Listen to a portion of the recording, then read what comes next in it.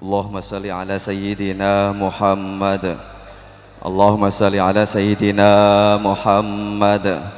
Allahumma salli ala sayyidina Muhammad. Hadirin wal hadirat rahimakumullah. Alhamdulillahirabbil alamin. Al-Mukarram Ki Haji Bahauddin Nur Salim atau Gus Baha sudah berada di tengah-tengah kita.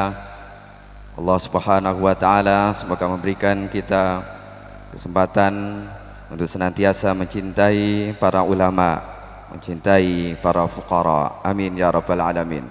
Hadirin wal hadirat rahimakumullah.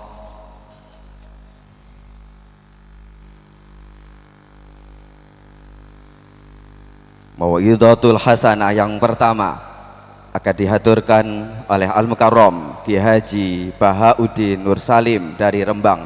Allahumma salli ala sayyidina Muhammad. Allahumma salli ala sayyidina Muhammad.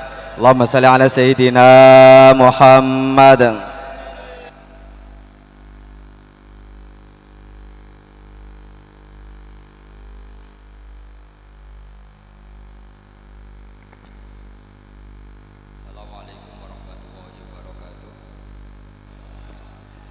Bismillahirrahmanirrahim. Allahumma sholli wa sallim ala sayyidina Muhammadin wa ala alihi wa sahbihi asma'in. Nama ba'du.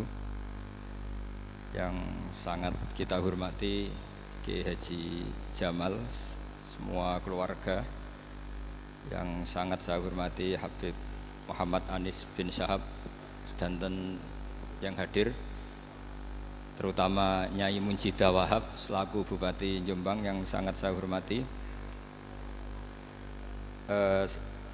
Sebelumnya saya minta maaf karena ini nanti ngaji hanya 20 menit karena saya dari awal itu tidak punya kemampuan ngaji umum. Saya ingat saya ngaji umum ini yang ke 9 atau 8 belum pernah, karena apa ya, masa Rasulullah jadi Nabi itu 23 tahun terus sampean ingin ngaji paham dalam 1 jam, itu keangkuhan menurut saya.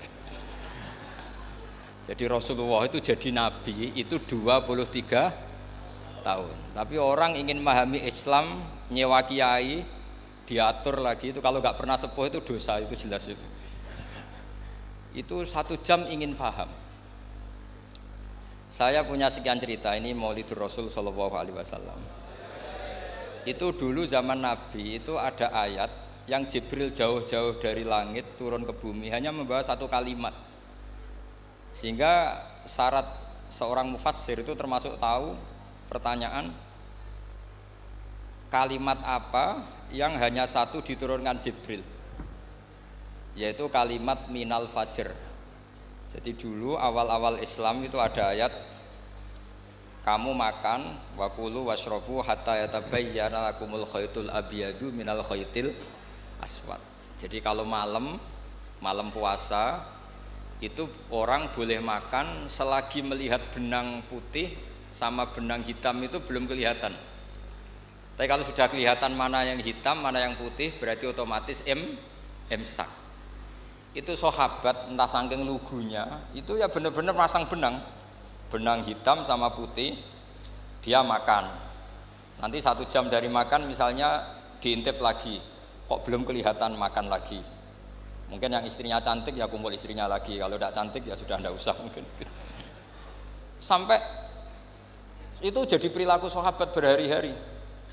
Ketika dilaporkan ke Rasulullah, Rasulullah itu tertawa-tawa. Kok ada begitu? Baru Jibril datang menerangkan minal fajr. Jadi benang hitam artinya masih malam, benang putih maknanya sudah fajar shadiq. Itu lama sekali. Saya ini termasuk orang yang sangat-sangat susah ketika orang ingin belajar Islam itu instan. Dulu Nabi jadi Nabi itu 23 tahun.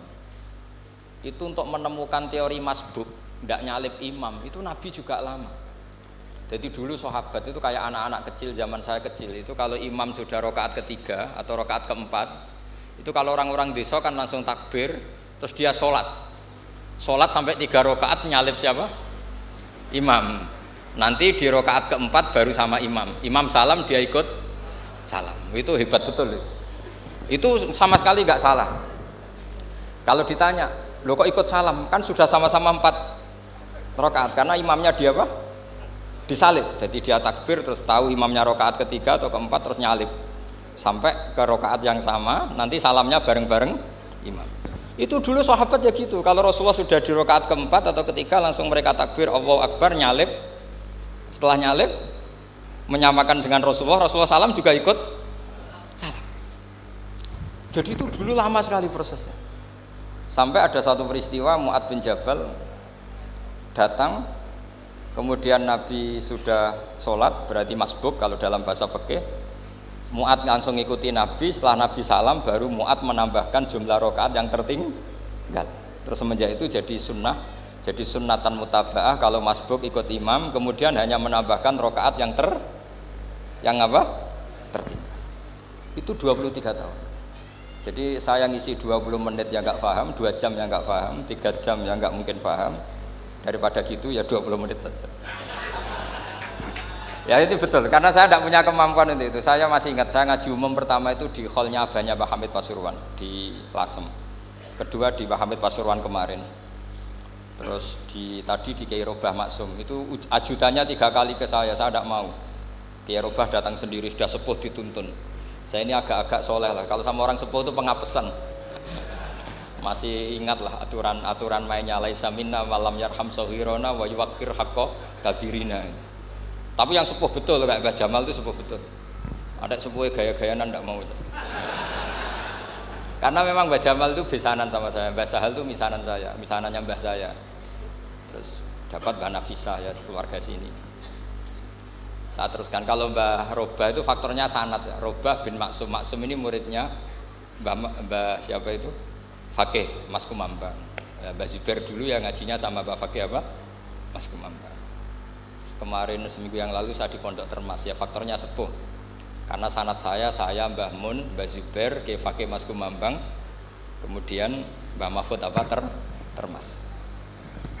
Saya terus mau cerita tentang sanad ilmu. Jadi Nabi itu 23 tahun dan itu tidak gampang, ada fasenya. Bahkan ada fase Nabi itu harus as-sukut anil mungkarat. As-sukut anil mungkarat itu diilmoni oleh pakar-pakar usul fikih. Apakah as-sukut anil mungkarat itu berarti mengekrori kemungkaran?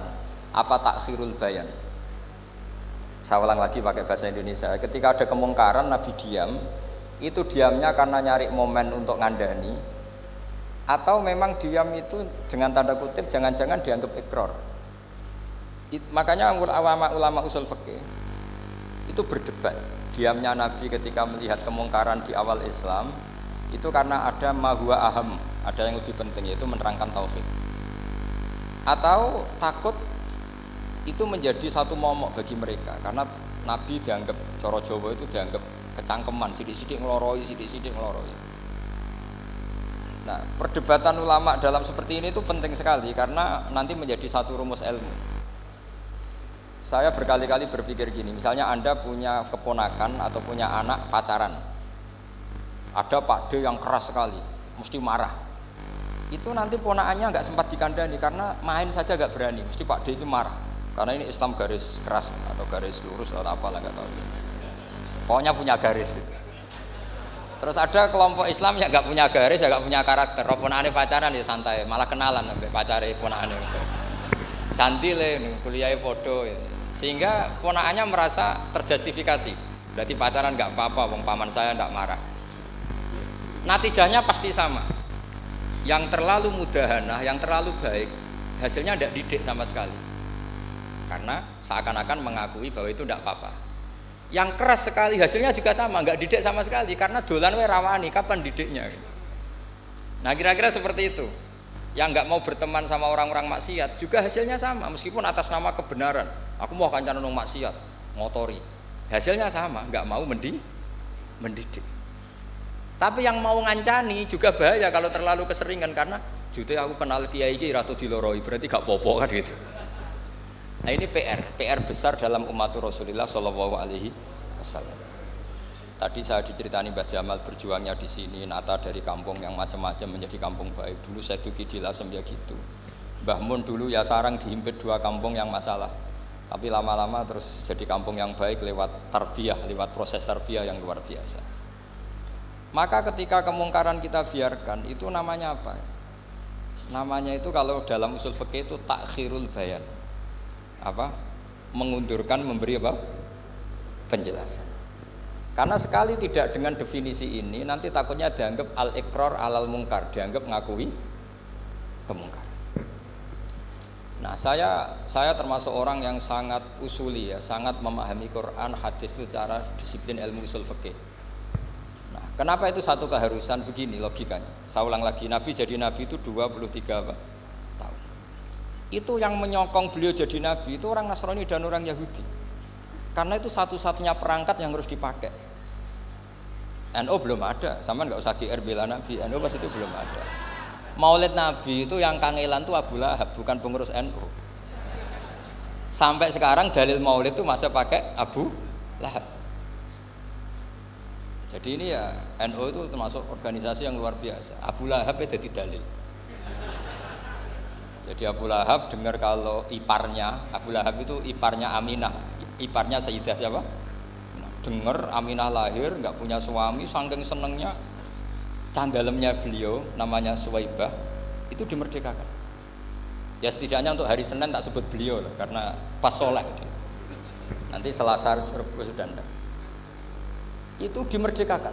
Saya yang kiai kecil saja nggak bayangkan kalau pagi-pagi tidak punya anak dalam, yang bikin kopi siapa, yang mencucikan siapa, yang nyapu rumah siapa. Tapi Abu Lahab saking senengnya punya ponakan itu dikasihkan. Sudah Suwaibah kamu pakai saja.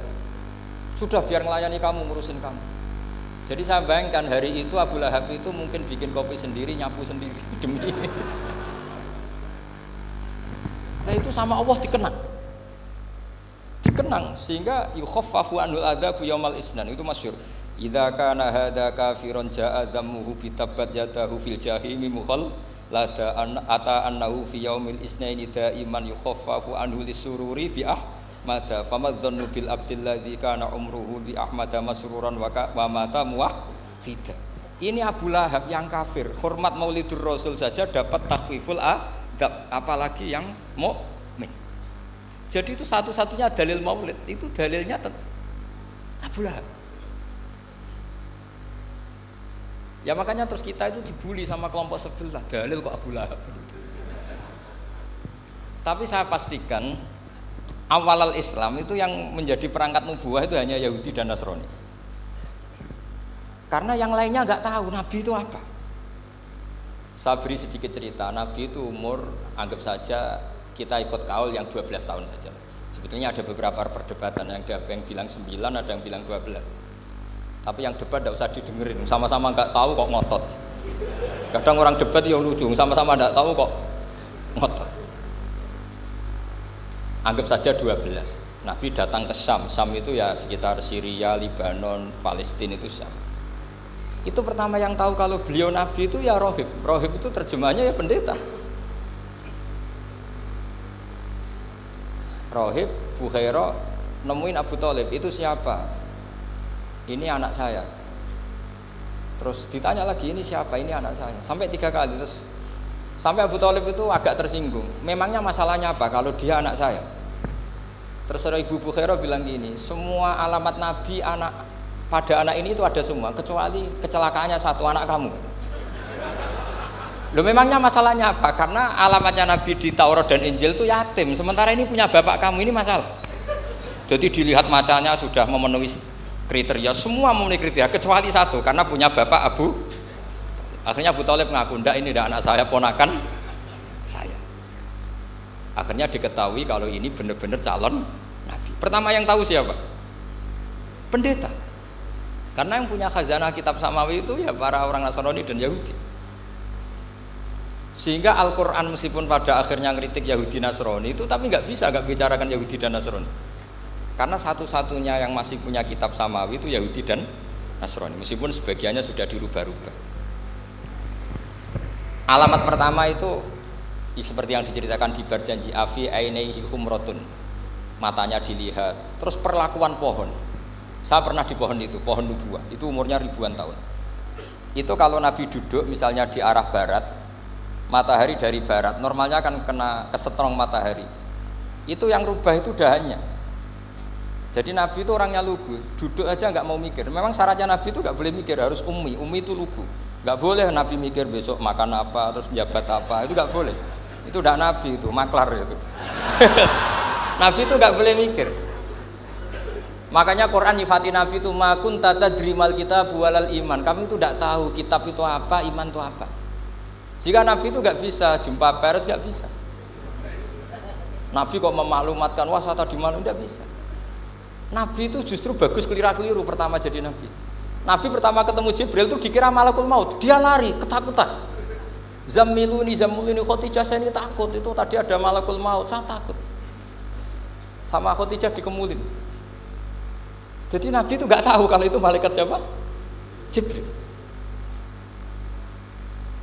Jibril nggak bisa dia kenalan nggak di seminar. Ini malaikat Jibril pernah kuliah di sini, nggak bisa seperti itu. Jibril itu ya aneh. Pertama ketemu Nabi, Iqra ya Muhammad, kamu harus baca ini. Kata Nabi, ma'a Nabi Qur'an, saya tidak bisa baca. Harus bisa. Dipaksa sampai 3 kali. Nabi tetap jawab, saya tidak bisa baca. Terus kata Nabi kenangnya, faghattani, saya didekap. Kamu harus bisa baca. Setelah baca dilepas, Nabi lari pulang. Pulang terus bilang ke istrinya, zammiluni. Ini secara nahwu agak aneh karena mukhatabahnya perempuan satu, harusnya zammilini. Kalau untuk perempuan harusnya idribi ya, unsuri gitu.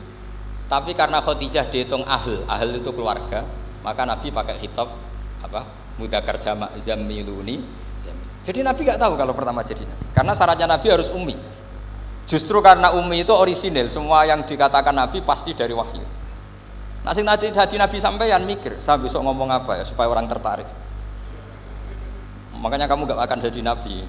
Selain sudah ditutup juga bahaya ini karena tadi. Makanya saya ngaji itu ya sekenanya saya tidak pernah ngaji itu mikir. Karena ngaji itu menarik ndak itu terserah nasib. Kalau nasib sedang baik, kamu tidak paham gini, wah Gus Baik ilmunya tinggi sampai kita tidak paham itu kalau nasib sedang baik. Kalau nasib tidak baik, ngomong sudah enak apa? Sebulet toh.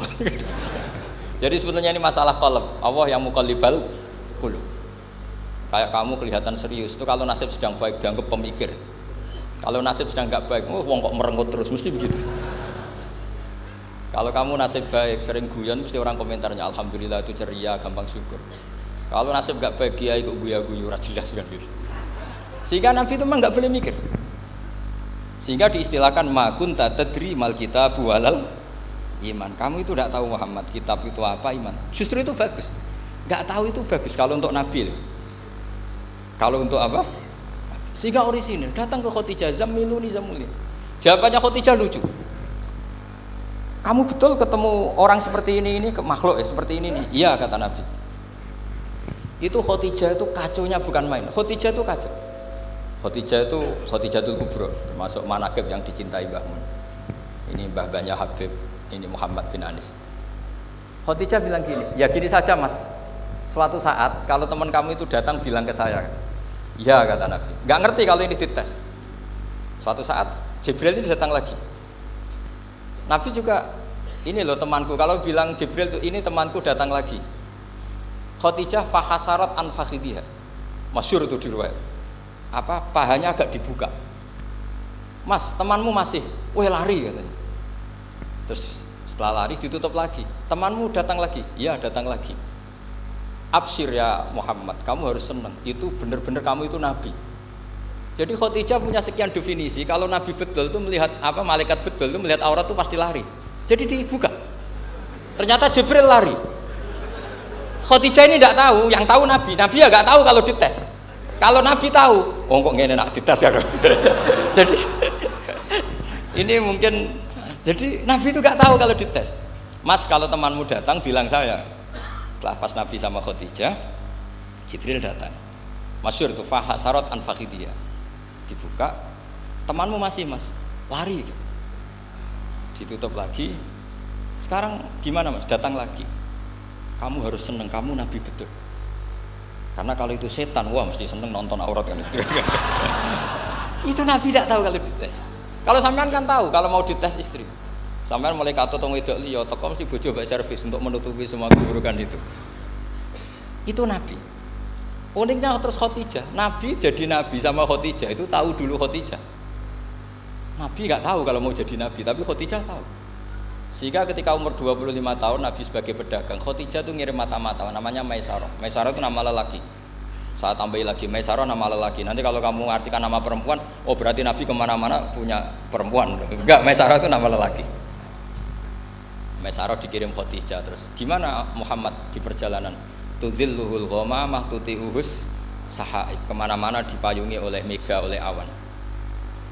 Sekian informasi ke Rasul ke Khadijah itu dimasukkan semua ke Khadijah.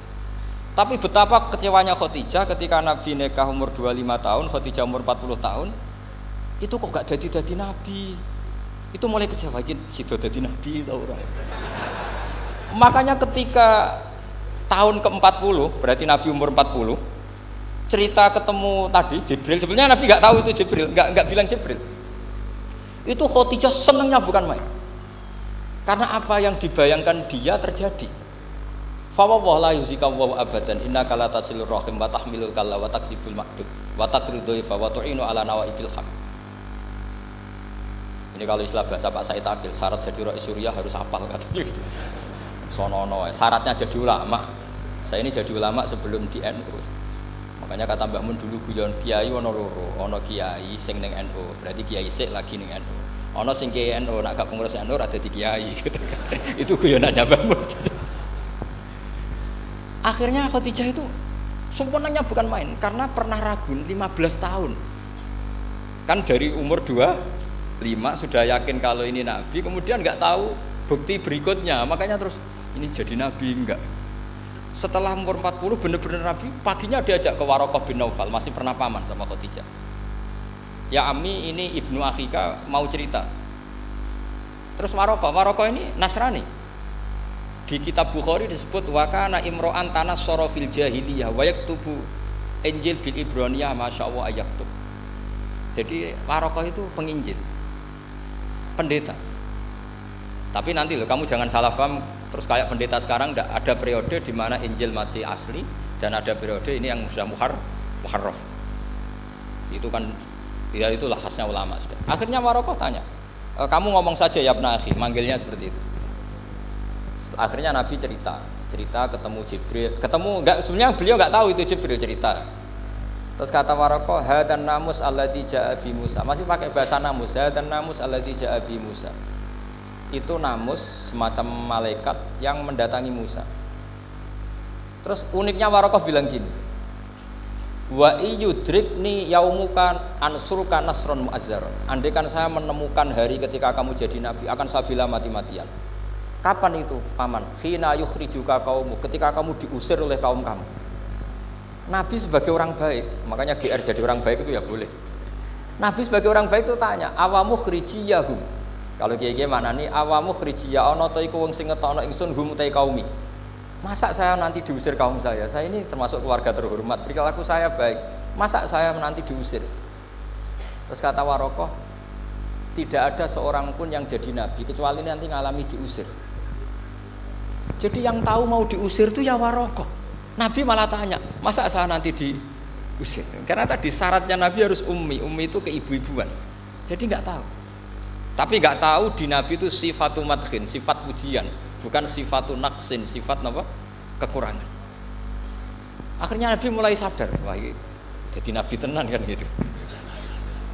Jadi makanya kitab Fathul Bari, syarahnya Bukhari, termasuk komentarnya Said Muhammad di beberapa kitab beliau, di Mafahim, di beberapa kitab. Kamu jangan terlalu fikih. Kalau terlalu fikih kan nggak boleh mempercayai omongan orang kafir, orang ahli kitab. Karena awailun nubuwah itu yang komentar semua ahli kitab. Awailun nubuwah itu yang tahu bahwa Nabi Muhammad calon nabi itu semuanya data dari ahli apa? Ahli kitab.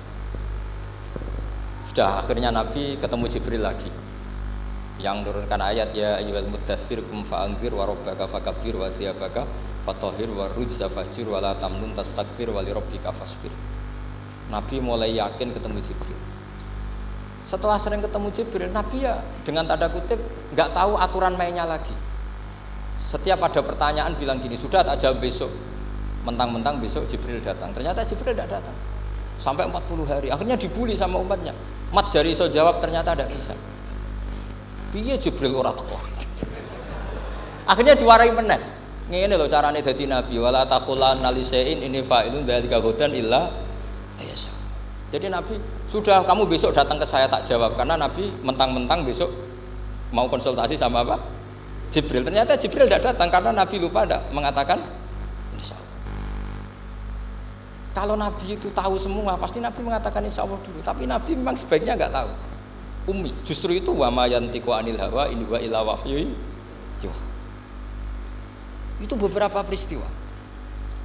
Sehingga syaratnya jadi wali, karena wali itu warasatul anbiya, ya kudu rada goblok sithik-sithik. Enggak boleh wali kok cerdas, analisis, enggak boleh. Wali kok delok TV ngrungokno pakar-pakar analisis. Iku ora wali, jadi maklar. Enggak boleh. Jadi misalnya yang menang Pak Jokowi atau Pak Prabowo, enggak boleh pakai Pak Jokowi petahana, bos gini, enggak boleh. Wali kalau ditanya yang menang Pak Jokowi Pak Prabowo, biadillah gitu aja. Itu urusan Allah. Itu alamatnya apa? Itu enggak penting, yang penting golek ridhane Allah. Enggak menarik figur-figur seperti itu wali gitu. Sudah saya teruskan supaya clear ya masa Maulidur Rasul sallallahu alaihi wasallam. Itu kita tidak punya data kecuali dari ahli kitab. Yahudi lebih ngeri lagi. Yahudi itu punya kriteria syaratnya Nabi harus min dzurriyyati Ibrahim. Ya makanya kitab yang paling disenangi Mbah Mun itu berjanji. Syaratnya Nabi harus min dzurriyyati Ibrahim. Lalu Muhammad itu siapa? Kok tahu-tahu Nabi? Dia itu orang Arab. Orang Arab itu jahiliyah, wongnya goblok-goblok. Wah, akhirnya terus jadi polemik ilmiah kan. Akhirnya Nabi memaklumatkan diri kalau beliau min dzurriyyati Ibrahim. Dibuktikan Ibrahim pernah singgah di Mekah, yaitu fihi ayatum bayyinatum maqamu Ibrahim. Bahwa Ibrahim pernah hidup di Mekah ada buktinya, yaitu ada bekas kaki di dekat Ka'bah. Akhirnya Ibrahim meninggalkan Ismail. Ismail kecil kekurangan air, Hajar lari-lari nyari air 7 kali. Akhirnya jadi sa'i bena Safa wal. Ada sekian bukti kalau Ismail itu hidup di Mekah, menikah sama suku Jurhum. Akhirnya orang Yahudi mulai ngeper. Loh iya, Muhammad pantas jadi nabi. Ternyata orang Mekah turunan Ibrahim alaihis. Itu andekan orang Yahudi yang tidak komen, itu juga gak dilacak nasabnya Nabi. Gara-gara orang Yahudi komen, Nabi itu harus turunan Ibrahim, kamu asal-usulnya gimana? Akhirnya Allah sendiri yang menjawab bahwa Nabi lahir dari Ibrahim. Padahal Ibrahim itu orang Palestina. Logikanya gimana? Ternyata Ibrahim pernah singgah di Mekah. Ada bekas kakinya, ada ritualnya, yaitu lari bena Safa wal Marwah, menceritakan wal Marwah menceritakan apa? Ibrahim ketika nyari apa Siti Hajar ketika nyari apa, itu disebut fihi ayatum bayyinatum maqamu Ibrahim. Maka berjanji itu kitab yang masalah madaih itu bagus secara tarikh. Jadi kitab madaih itu beda-beda. Ada yang kayak Habib Ali. Habib Ali itu lebih ke isek itu berontok. Jika saya suka baca Simtud Duror itu kalau pas isek, pas berontok itu ya pas kangen Nabi, biasanya saya wudu terus baca Simtud Duror itu pas isek. Tapi kalau saya ingin baca sejarah suka berjanji. Kalau Habib Ali jelas isek. Yang duriannya sekarang di Solo termasuk Habib Muhammad bin Husain bin Anis bin Alwi bin Ali yang punya Simtud Duror. Jika kalau beliau baca sholawat ya sholatan yattasulu biha ruhul musolli alaihi fayam basitu fi qalbi siru nuri ta'aluki bi wa hubbi fayuktabu biha bi inayatillahi nabu fi hisbi. Kalau berjanji enggak, dia tahu problem utama Nabi itu nasabnya, karena beliau orang Quraisy, orang jahiliyah yang dikira enggak punya darahnya Nabi Ibrahim. Maka beliau pertama ngarang diantaranya wa ba'du fa'aqul huwa Muhammad bin Abdillah bin Abdul Muttalib wasmuhu Syaibatul Hamdi Khumidat Khisalusaniyah. Saya pastikan Muhammad cucunya Abdul Muttalib. Dia yang punya pintu yang mau masuk ke Ka'bah, namanya Babu Bani Syaibah. Itu nama lain dari Abdul Muttalib. Terus diteruskan Abdul Muttalib bin Hashim terus sampai wa adnanu bila raibin idadawil ulumin nasabiyah ila dhabihi Ismail nisbatuhu wa muntam. Karena berjanji ingin ngomong, ingin memaklumatkan ini Muhammad. Kamu kira orang mana? Beliau adalah turunan Ibrahim. Kayak apa alimnya yang ngarang berjanji? Nah, saya berkali-kali ngomong di mana-mana. Lah berjanji itu nasibnya kurang baik. Dibaca bahasa Arab, yang baca nggak paham, yang dengar nggak paham. Akhirnya kubu sebelah dianggap baca mantra. Nah, terus dihukumi bid'ah kan? Coba kalau itu ditulis bahasa Indonesia. Nasab Muhammad, dia punya bapak Abdullah, punya mbah Abdul Muthalib gini-gini. Paling kubu sebelah tidak akan bilang bid'ah, mesti ngomong ini buku sejarah. Jadi gara-gara bawa bahasa Arab, sing maca ora paham, sing nyenggaki ora paham, terus koyok mantra. Sing kritik yo luwih ora paham. Sudah akhirnya. Jadi berjanji itu bela-belain Nabi itu yang dilihat sisi nasab. Makanya beliau ngendikan wa'adnanu bila raibin intadawil ulumin nasabiyah ila dzabihi ismaila nisbatuhu wa munkar. Itu juga orang Yahudi. Akhirnya orang Yahudi banyak yang iman. Ternyata Muhammad itu tidak orang lain. Sampai mereka bilang Muhammad minal asbab. Muhammad itu enggak lain saudara kita. Akhirnya orang Yahudi banyak yang iman. Jadi pertama Nabi jadi Nabi itu yang tahu ya orang Yahudi dan orang Nasrani, karena mereka pasti punya sisa-sisa kitab samawi. Yaitu yang diceritakan Ka'bil Akhbar. Ya al-haditsus tsani an Yasar bin Atha an Ka'bil Akhbar. Qala 'allamani abi Tawrata ila sifran wahidan kana yaqtimuhu wa yudkhiluhus sunduk falamma mata abi fatahtuhu fa idzan fi nabiyyun yakhruju akhiras zaman maulidu bi Makkah wa hijratu bil Madinah wa sultanuhu bisyam. Jadi ini saya urun nerangkan maulid, tapi jangan diundang lagi. Ya, pokoknya saya ini kaidahnya jelas. Kalau tidak pernah sepuh undang saya haram. Aturan fikihnya kan gitu. Kalah alim ngatur yang alim haram. Kalah tua ngatur sing tua haram. Tapi nak wong tua ngatur sing nom, ono kemungkinan halal. Mereka ono kemungkinan sing nom ra nurut wong tua itu dosa. Makanya kalau saya dipanggil yang pernah sepuh, waduh cocok ra cocok ya samina wa ta'na. Karena Mbah Jamal ini abahnya Gus Rozin, biasanya Basal.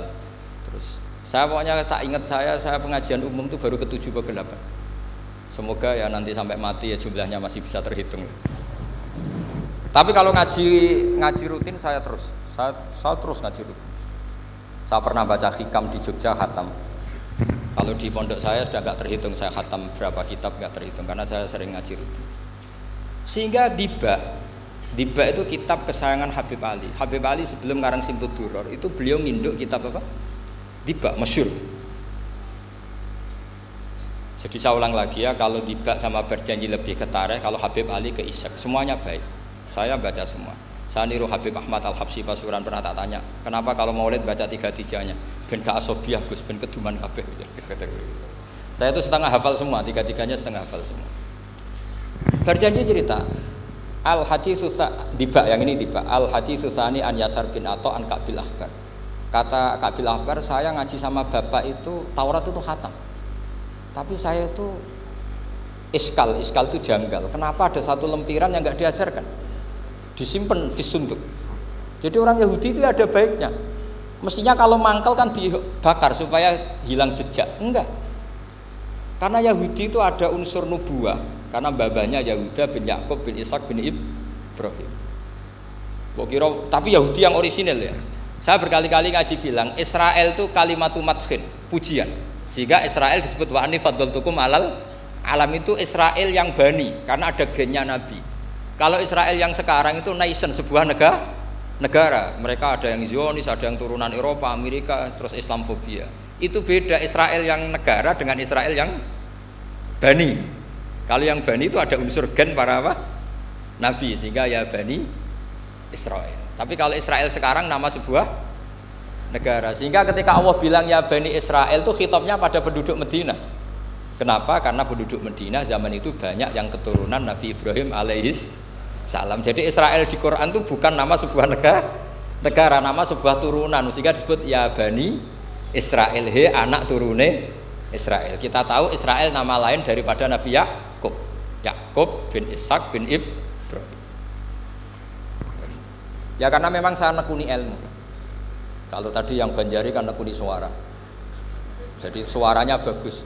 Itu kalau nggak ditopang al-jamalul akli, logikanya juga bagus. Itu bahaya, nanti orang mau nyanyi tok. Nah ini tak bantu. Tadi ada al-jamalus sauti, kebaikan secara suara. Ini tak bantu al-jamalul akli, kebaikan secara mana? Ya mestinya keren al-jamalul akli, karena al-jamalus sauti itu penyanyi dangdut bisa. Semua penyanyi bisa kalau suara bagus ya. Tapi kalau maknani tiba itu kalau tidak orang alim tidak bisa. Wis tuku terjemahannya tetap ra paham, ra bakat itu. Saya teruskan. Falam mama tabi, orang Yahudi itu unik. Wong dia benci kok naskah itu tetap disimpan. Terus kata Ka'bul Ahbar, falam mama tabi fatahtuhu, ketika bapak saya meninggal, kotak ini tak buka. Faidan fihi nabiyyun yakhruju akhir zaman. Di situ ada keterangan bahkan akan ada nabi yang keluar akhirat, mauliduhu bi Makkah wa hijratuhu bil Madinah wa sultanuhu bis Syam. Kerajaannya itu di Syam. Bareng Ka'bul Ahbar ini sebetulnya menangi Rasulullah SAW, tapi dia nggak mau iman karena Nabi itu nggak lengkap menurut dia. Ini Muhammad sudah benar lahirnya di Mekah, wafatnya di Madinah, tapi masih kurang satu, wa sultanuhu bis Syam. Zaman itu Syria, Libanon, Palestina masih di bawah pasukan salib, pasukan Nazaret. Sehingga dia mikir, katanya kerajaan Islam ada di Syam, ini kok Muhammad nggak jadi raja di Syam.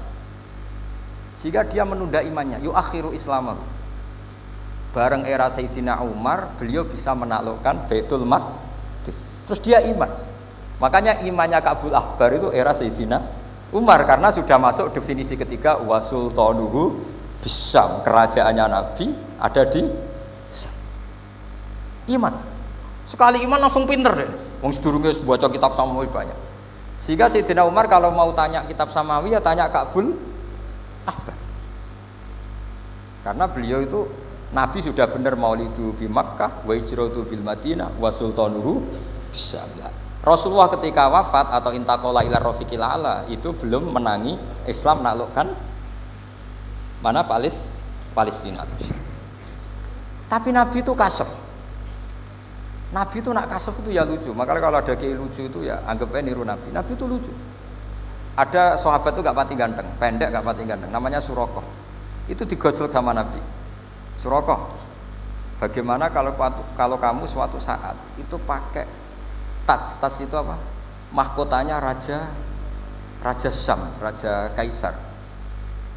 Ya Surakoh ya dianggap Nabi Gujan gitu aja. Nabi Gujan aja itu. Singkat cerita, suatu saat Umar itu mengalahkan kerajaan itu. Kaisar itu dikalahkan Umar. Saking takutnya lari, mahkotanya itu jatuh. Jatuh disaksikan Surakoh. Terus ingat, dulu Nabi pernah ngendikan itu disuruh pakai saya. Akhirnya sama Surakoh dipakai. Ya tetap orang ganteng, orang ganteng. Itu. Padahal sudah pakai mahkota Kaisar. Barang setelah dipakai, kata Umar, ikhla'ha. Itu dicopot. Mau saya pakai untuk Baitul Muslimin, untuk Baitul Mal. Kata Surakoh, bukankah Nabi ngendikan kalau ini yang pakai saya? Jawabnya Umar, innama yaqulu Rasulullah litalbisaha walam yaqul litamlikaha. Kata Nabi hanya ngendikan kamu disuruh pakai, tapi tidak disuruh memiliki. Kayak apa Rasulullah kasefnya? Itu kata orang-orang yang pernah ke Turki. Saya belum pernah ke Turki, tapi saya hafal hadis sahih ini. Itu ditulis di masjid Turki itu, la taftahunnal Konstantiniyah. Kamu akan bisa mengalahkan pasukan Konstantinopel. Itu dikalahkan setelah 1000 sekian tahun dari wafatnya Nabi. Kayak apa kasefnya Nabi? Karena Nabi wa ma yantiqu anil hawa in huwa illa wahyu. Coba kalau Nabi kayak pengamat, ngomong apa yang kira-kira terjadi? Wah itu kan mesti keliru semua karena berdasar akal. Tapi kalau Nabi berdasar apa? Kasef. Kasef itu satu apa? Kenyataan yang dipertontonkan Allah Subhanahu wa taala. Terus kedua, alamat Nabi itu pakai sandi. Sandi itu sesuatu yang enggak jelas tapi menjadi jelas bagi ahlinya. Saya ulang lagi, sandi itu kayak sandi di militer itu. Atau sandi di KPK itu ada sandinya. Sandi itu ya kata sandi. Saya pernah diceritani Pak Busro Muqaddas ketika ketua KPK itu lucu. Wah sandinya koruptor saya tambah kacau Pak Bah. Itu kalau bilang uang itu kalau yang kemarin rame kan apel Amerika sama apel Malang. Kalau apel Amerika berarti US apa? Dolar. Kalau apel Malang berarti apa? Rupiah. Setelah KPK tahu sandinya diganti Ustadz. Jadi koruptor kalau mau korupsi ini pun temannya. Loh ini ustadznya sudah siap loh, kamu gak ikut pengajian. Itu sempat penyadap KPK itu gak mau ngecek. Masa orang pengajian dicek?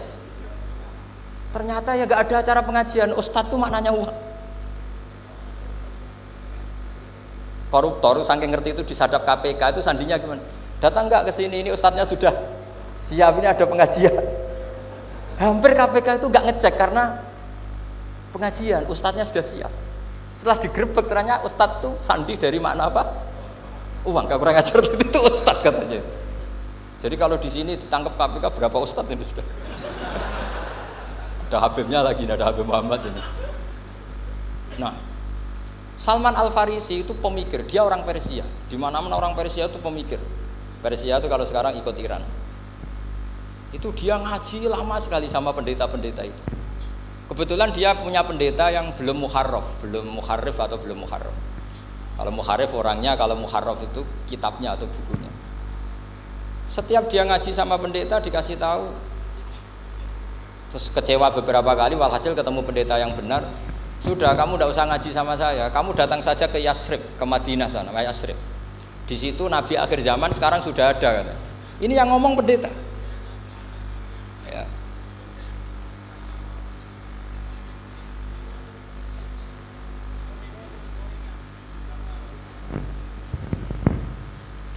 Ya terus sandinya itu 3. Itu aneh semua sandi. Sandinya pertama layak balus sodaqah. Lalu saya tahu kalau itu Nabi gimana. Pas itu posisi di Babylon. Babylon itu sekarang ikut Irak. Babylon itu ikut Irak. Dia orang Persia, kira-kira sekarang Iran. Terus dia kerja di Babylon. Kalau sekarang ikut Irak. Makanya ada yang cerita Nabi Ibrahim itu orang Babylon. Berarti orang mana? Irak. Kemudian pindah ke Syam. Kemudian sempat hidup di mana? Makkah. Akhirnya datang. Beliau di Babylon diceritain, terus beliau miskin. Terus ada kafilah dari Yasrib, dia bilang saya siap jadi budak Anda asal saya dibawa ke Yasrib. Akhirnya Salman jadi budak. Jadi budak, dia di Yasrib jadi budak. Demi penelitian tuh dia jadi budak. Padahal dia orang pinter sekali, namanya Salman Al Farisi. Setelah jadi budak, dia di Yasrib. Suatu saat dia kerja dapat ujroh itu upah.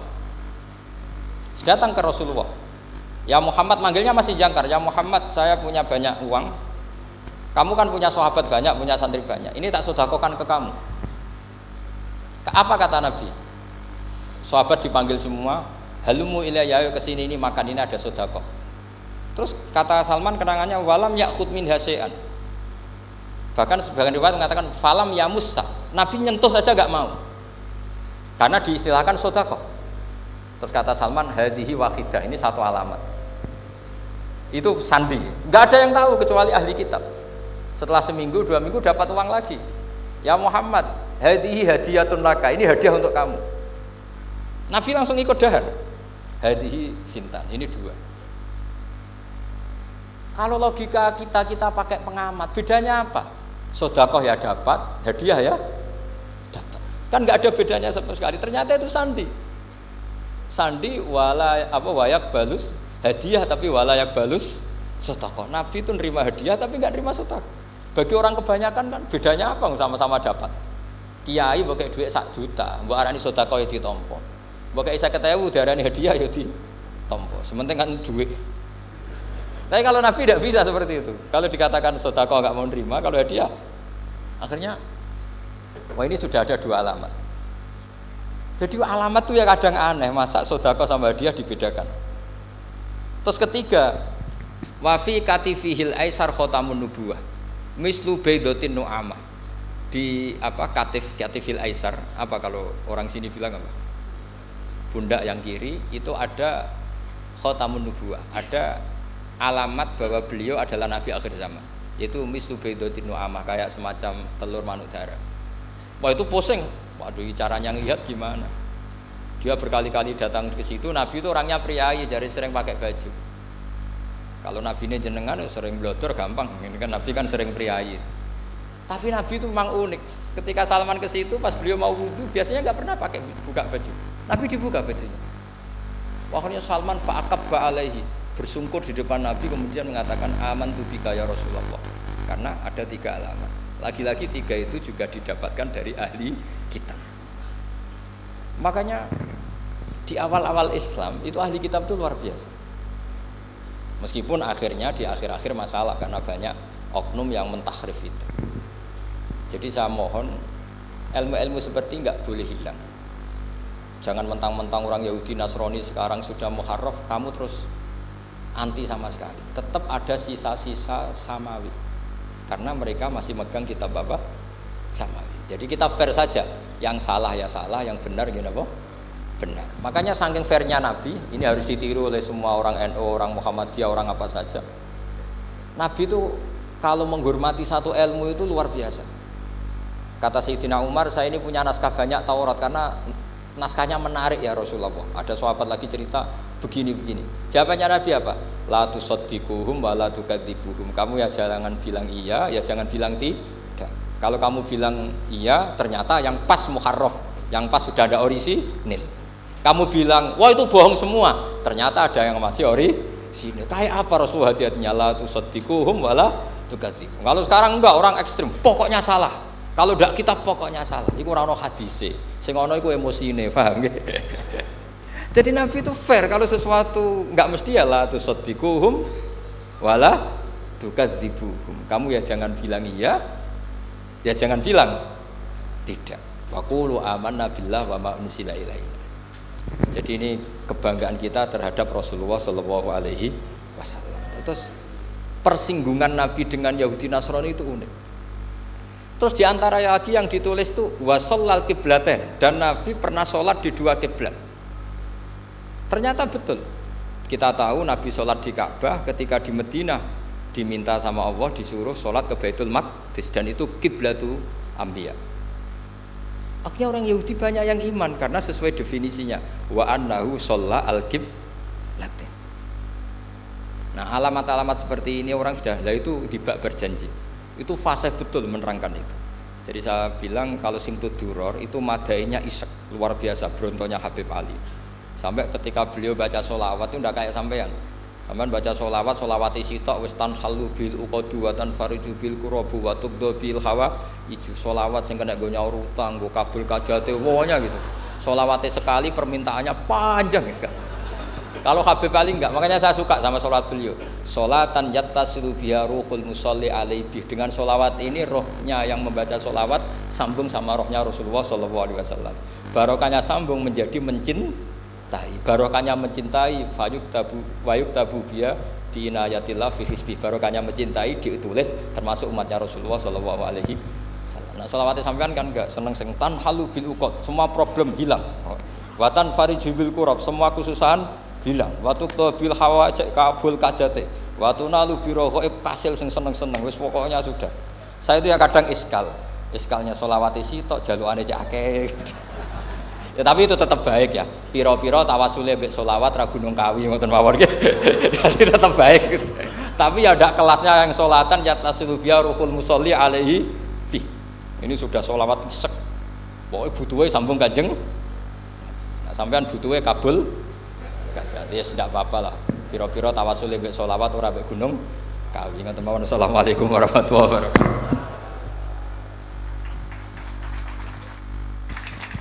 Allahumma shalli ala sayyidina Muhammad. Alhamdulillah rabbil alamin. Demikian mau'izatul hasanah kang sampun kadhawuhaken dening Al Mukarram Ki Haji Bahauddin Nur Salim saking Rembang.